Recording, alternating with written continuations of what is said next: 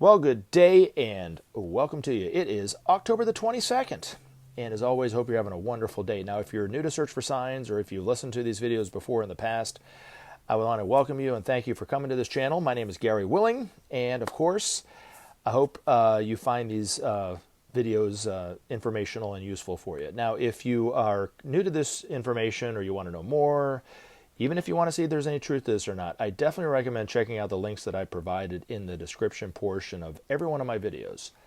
There you can find a lot of different information coming from different angles and different sources about this incredible story. And you can see after reading this, going to these sites and reading the information on these sites, you can see if there's any truth to it for yourself or not. And then at the end, you can decide what you want to do with the information that you have obtained. So hopefully you'll take advantage of it. Like I said, it's always free.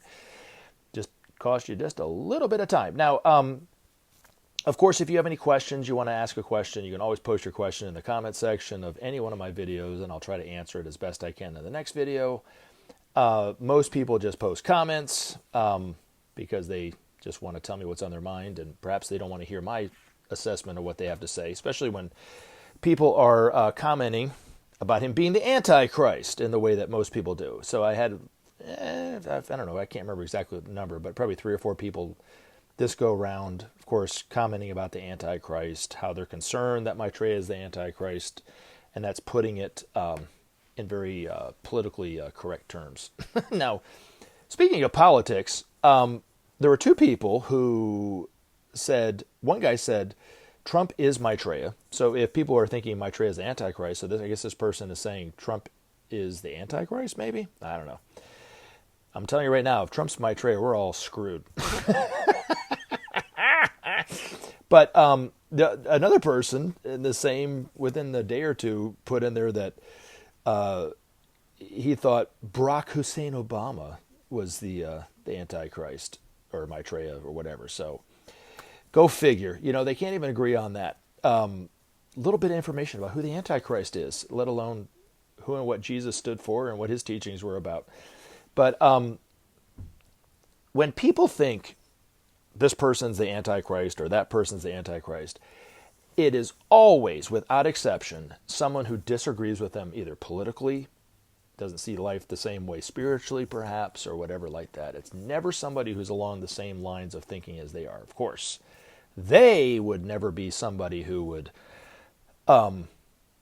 their guy or girl would never be the Antichrist because they believe what they believe, right? I mean, it stands to reason. Now, so that's why somebody maybe perhaps who's a little bit more on the left would think that Donald Trump is the Antichrist, which if I didn't know the truth about who and what the Antichrist was, I would probably agree with that on some level these days. But to think that a corporate centrist like Obama was the Antichrist, I don't really buy it. But anyway, it's probably somebody who's very far to the right. You see what I'm saying? Or if somebody is a far-right Christian and Christian fundamentalist, well, somebody who's not perhaps going in line with what they think the church is about and what their belief in what Jesus is, well, then, of course, they are probably the Antichrist. This is why people think that Maitreya is the Antichrist. Even though if you really kind of boil down what Maitreya is talking about, what he's saying about the law of cause and effect, about the need for peace, about the need to share, it's very much in line, almost, it's not even almost exactly, it's exactly what Jesus was talking about, but yet on a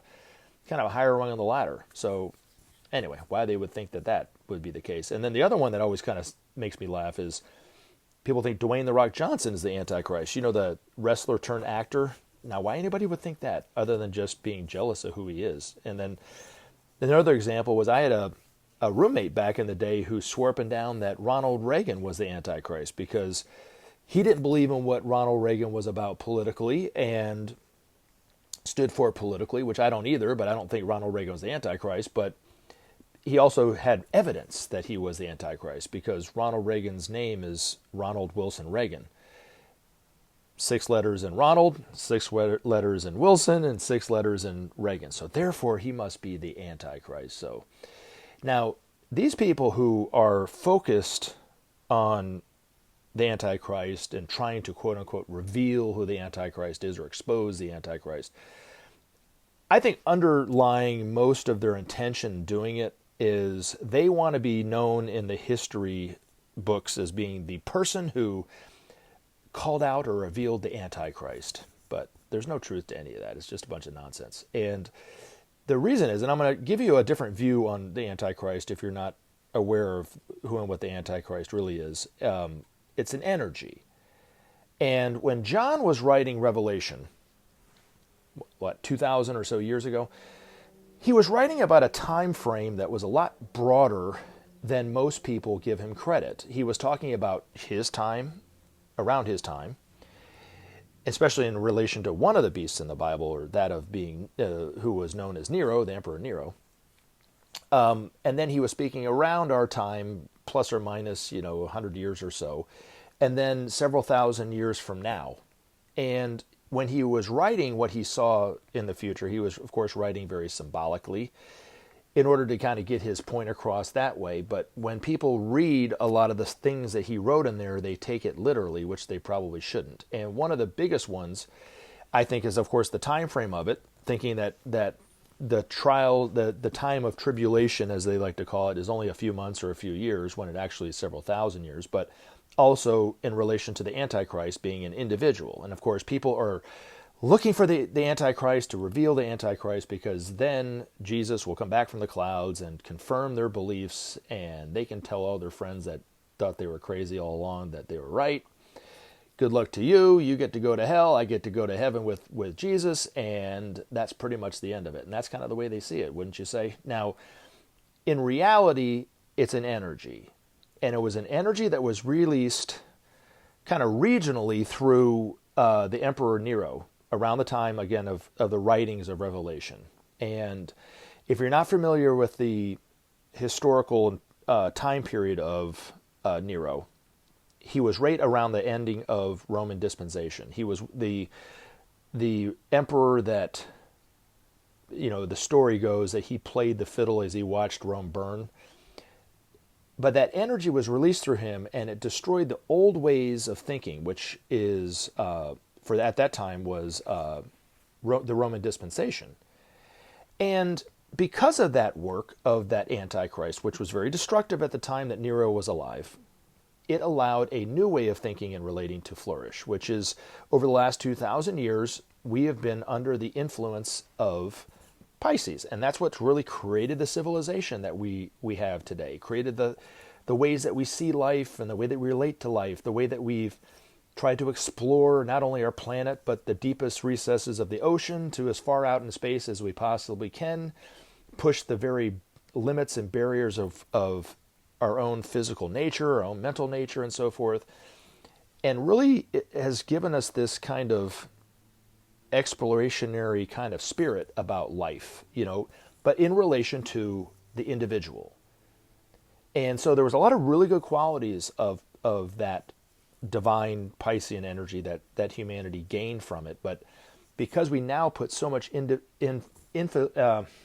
we put so much focus on our own individuality at the expense of others, it allows us to see life as we're totally separate, that what we do doesn't relate to anybody else, doesn't affect anybody else. If we harm somebody else, it doesn't come back on us in any way, so we're immune to that. We can exploit as many people as we like. We can cheat them, we can rob them, we can kill them if the case may be, and nothing comes back to us, but there's no truth to that. So that's the world in which we're living. And you have corporations that exploit millions of people, countries that exploit millions of people, various individuals that exploit millions of people, and they can go to bed at night and not have any guilty conscience because they are living life, totally separate from one another. It's a total lie. Now, where we're moving into now is something totally different. That Antichrist energy needed to be re-released again at some point in order to allow the new ways of thinking to occur. And it was released during the time of World War I and World War II. And it was really climaxed toward the end of World War II. Now, you could say that Hitler was the face of the franchise, but you can't even say that he was the Antichrist, because that energy was released not only through the Nazis and himself in Germany, but also through the fascists in Italy and the militarists in Japan. So the energy of the Antichrist the second time was released on a global scale and did a lot more destruction, but the future benefit of that work is going to be global and not necessarily just a regional growth. So think of it a lot like a farmer when they go to plow the field and there's a lot of scrub brush and trees and thorns and a lot of stuff, just trash and rubbish in the way. And rather than clearing it out, they just light the whole acre or two on fire. And after the fire's gone, they clear out whatever's left over, and then they can plant the next season's crops. And it's almost the exact same thing. So, but it's a very destructive, very nasty energy at the time that it's being experienced by humanity, but in the long-term effect will be nothing less than quite extraordinary. So the way that we see life today, or the way that we saw life 100 years ago, is different. It's changing. It's not perfect, but it's changing. But if we could go 2,000 years from now, at the end of this age of Aquarius, we will see people who relate to one another totally different than they relate to each other today. See life, see themselves in cosmos, see the way that they relate to the environment and everything, totally different. And it would be a direct result of the work of that energy we call the antichrist. It's a destructive energy at the time, but it has a beneficial effect toward the end.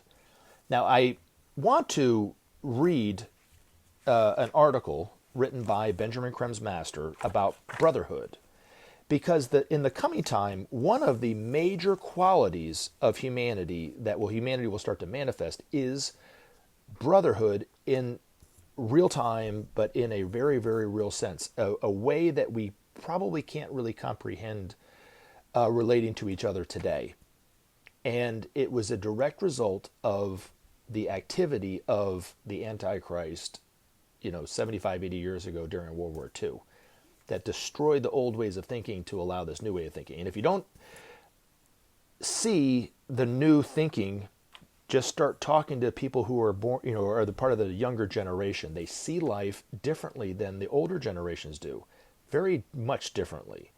They relate to one another very differently. It's creating a lot of conflict between the two and friction between the two generations. But yet, that's the start of the coming time. They don't want the same things. They see the need to express their voice. They see the need that they have a voice. They see the need that they have an opinion and a thought and a vested interest in their own future in a way that they didn't see life like that 1,000 years ago or 2,000 years ago. So we're moving into a different time. Now, those people who comment over and over and over about the Antichrist or whatever, I do want you to pay attention if you can. If you have the ability to stay focused and listen to this article all the way through, when he talks about how complacency is the root of evil, and that's why we're living in the world we're today, because people are so set, they view their life and themselves so separately from one another, it creates a complacency. But in the future, that complacency will start, the walls of that separateness will start to fall down, and people won't be quite as complacent about the needs of their fellow brothers. And this will start to bring about the manifestation of brotherhood. So hopefully you'll listen to it. And again, if you want to know more about these articles and read these articles, definitely go to the Share International site, because you can read this article on that site and get a much better sense of what this master was trying to say than hearing me read it. Without doubt, this is a time of major importance to humanity. The decisions made by men now will decide in large measure the whole future of this planet. Future generations will marvel at the apparent ease with which so many today slough off concern for the world's ills. Millions starve and die of want in a world blessed with a huge surplus of food. Millions more are always hungry and undernourished. Many know this to be true, yet do nothing. How can this be? What prevents their action? The basis of this inaction is complacency, the source of all evil in the world. Complacency has its roots in the crime of separation, which pulls men apart and prevents the flowering of brotherhood. Men soon must realize the truth or perish. Brotherhood is both an idea and the fact of our planetary life. Without the reality of brotherhood as the basis for all action, man's every effort would come to nothing. When men accept brotherhood as the essential nature of life, every aspect of our daily living will change for the better. Every manifestation of brotherhood melts the barriers which form themselves between men and lead to misunderstanding and distrust. Brotherhood assuages assuages the pain of loss and misfortune. It is a precious gift to be cultivated and nourished. Treasure brotherhood. It is the key which gives entry to the finest chambers of the heart. We, your elder brothers, cherish brotherhood as our highest nature and strive to maintain and strengthen its reality. When men too grasp the beneficent truth of brotherhood, they will realize the beauty which its nature displays, and grasp not something of the beauty of divinity itself. Brotherhood is divine, as men are divine. It could not be otherwise. Men are about to experience a profound truth, an awareness of their essential being. For most, it will come as an experience of rebirth to a state long lost in the distant past. Each, in his own way, will feel redeemed, made new, cleansed, and purified. The joy and beauty of brotherhood will thrill through their being, and each will see themselves as a part of that beauty and Remember to love. take action and help SOP save our planet. Thanks for listening, and we look forward to talking to you again in future videos.